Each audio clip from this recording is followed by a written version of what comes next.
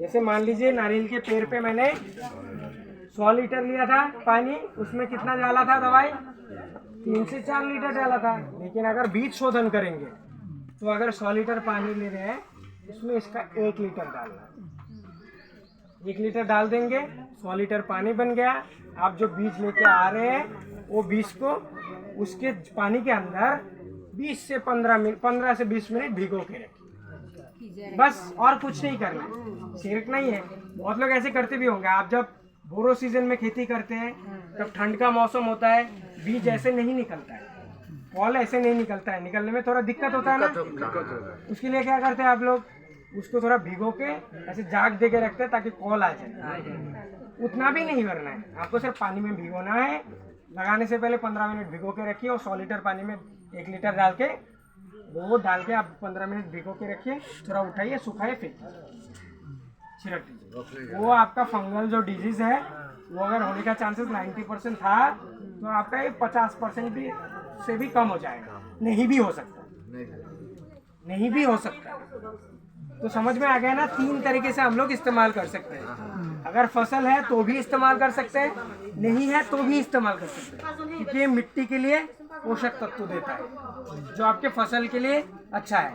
और ये 2 चीज का काम करता है। फर्टिलाइजर पोषक तत्व मिल रहा है तो आपका इसका काम हो गया। जो यूरिया दे रहे थे उसका काम तो ये कर दे रहा है, लेकिन थोड़ा कम परिमाण में कर। मैं नहीं बोलूँगा, ये फर्टिलाइजर जो आप खरीदते हैं यूरिया में 46% नाइट्रोजन होता है, 46%, लेकिन इसमें थोड़ा कम होता है। लेकिन आप कंटिन्यूअसली अगर देते रहेंगे साल बतर साल, धीरे धीरे मिट्टी का बढ़ता जाएगा। 10 साल बाद जाके, 5 साल बाद जाके या 3 साल बाद जाके आपका मिट्टी एकदम फर्टाइल हो जाएगा। जो हो गया है वो धीरे धीरे आता जाएगा। लेकिन अगर फर्टिलाइजर इस्तेमाल करेंगे तो कम होता जाएगा। तो कौन सा अच्छा है? यही करना है। ये तो घर में बन रहा है तो ये करना चाहिए कि नहीं करना चाहिए? और ये अगर कर रहे हैं तो आपको प्राइस भी ज़्यादा मिल रहा है ना, और बीमारी भी कम हो रहा है। तो ये तो आपको इस्तेमाल करना चाहिए। आप पहले करते भी थे, अभी फिर से आकर आपको समझाना पड़ रहा है। पहले आप करते थे ना, यूरिया नहीं डालते थे उतना ज़्यादा, सिर्फ हाँ वो करते थे, तो वो करना चाहिए। क्योंकि ये देखिए बिजनेसमैन लोगों का ये रेगुलेशन होता है। एक रेगुलेशन हुआ था जिसको बोलते हैं ग्रीन रेगुलेशन। वो खाने का कमी हो गया था तो खाना ज़्यादा बढ़ाने के लिए वो नया तरीका लाया गया। लेकिन अभी तो उसका ज़रूरत थोड़ा कम हो गया है। तब नहीं था खाना, अभी तो है।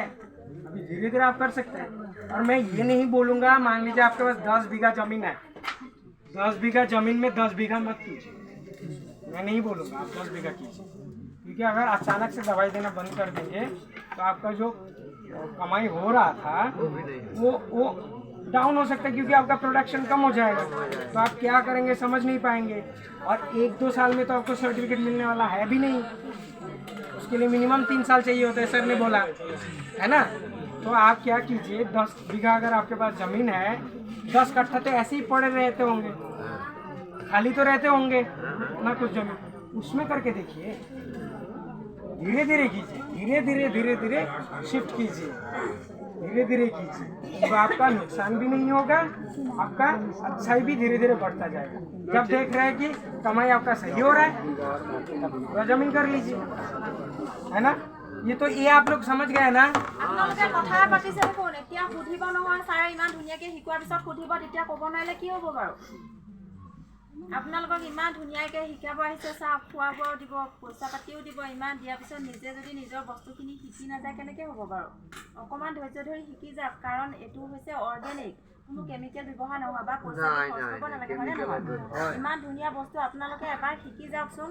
শিকি গৈ আমাৰে গৌৰৱ হ'ব, আমি যদি নিজৰ গাঁওখন নিজৰ জেগাডোখৰ আমি ভাল কৰিব পাৰোঁ, হয়নে নহয়? সেইকাৰণে অকণমান ধৈৰ্য ধৰি শিকক, বেছি সময় নালাগে, হ'বই আৰু। আৰু ছাৰে ইমান দূৰৰ পৰা ছাৰসকল আহিছে শিকাবৰ কাৰণে আমাৰ সুবিধাৰ কাৰণেতো আহিছে। আগৰ ট্ৰেইনিংবিলাক কেনেকুৱা আছিলে, আমি গৈ দূৰত শিকিবগৈ লাগে, হয়নে নহয়? পইচা খৰচ কৰি যাব লাগে, আমি দূৰত গৈ দিনটোৰ কাৰণে যাব লাগে, গাড়ী মটৰ সুবিধা নাছিলে। এতিয়াতো সেইটো নহয়, আমাক ঘৰত শিকাব আহিছে। সেইকাৰণে আমি অকণমান মন দি শুনাটোতো একো কথা নাই, কাৰণ এতিয়া 12টা বাজি গ'ল, 12টা বজাৰ পিছতে হয় 12টা বজাৰ পিছতে এতিয়া আপোনালোকৰ গাঁওখনত মই শিকাব যাওঁতে মই যেতিয়া অলপ সৰু সুৰা কিছুমান ট্ৰেইনিং দিব গৈছিলোঁ, বহুত ভাল পাইছিলোঁ। মানে কি আপোনালোকৰ গাঁওখনত ইমান মানুহ হৈছিলে, মই কিবা কৰিবলৈ পৰা নাই, মই বহুত ভাল লাগিছিলে। কেইবা জেগাতো মই অকণকৈ কিবা কৰি আছোঁ, কিন্তু বহুত ভাল লাগিছিলে। আপোনালোকৰ মানুহখিনি ইমান ধুনীয়াকৈ শুনিছিলে। আজিও অকণমান ধৈৰ্য ধৰি শুনি যাওক, আৰু কামত দিব। যিটো বস্তু এইটো মই শিকোৱা নাছিলোঁ, মানে এই বস্তুটো শিকাবৰ কাৰণে বস্তু লৈ যাব লগা হৈছিলে, মই সেইকাৰণে শিকোৱা নাছিলোঁ। এতিয়া ছাৰে শিকোৱাৰ পিছত আপোনালোকে কি কৰিব জানেনে, আমাৰ ঘৰত গৈ কিছুমান আপোনালোকে নিজে প্ৰেক্টিকেলি শিকিব পাৰিব, চাব যাব পাৰিব। মোৰ ঘৰটোতো আপোনালোকে সকলোৱে চিনি পায়, হয়নে? আপোনালোকে এপাক যাওক, আমাৰ ঘৰলৈও গৈ পেলাই চাওকগৈ, শিককগৈ। আৰু ছাৰহঁতে শিকাই যোৱাৰ পিছতো যদি আপোনালোকে একো বুজি নাপায়, তেতিয়া আপোনালোকে মোৰ লগত যোগাযোগ কৰিব। মই ধুনীয়াকৈ আপোনালোকক ঘৰত গৈ দেখুৱাই আহিম, শিকাই আহিম। মানে কি, মোৰ নহয়, আমি সকলো এনেকৈ ভাবক, গম পাইছে? এনেকৈ ভাবছোঁ, তেতিয়া আমাৰ নিজৰ মাটিখিনি ভাল হ'ব। আমাৰ প্ৰথমতে স্বাস্থ্যটো ভাল থাকিব, হয়নে নহয়?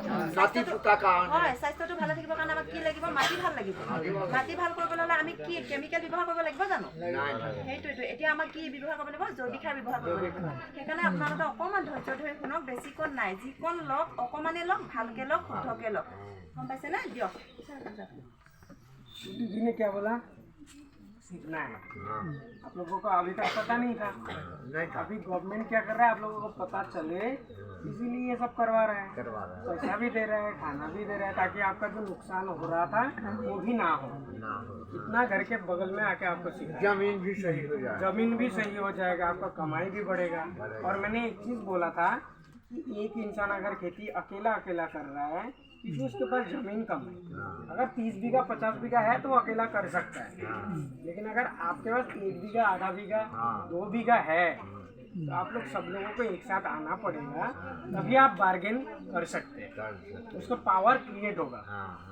तो ये आप लोगों को एक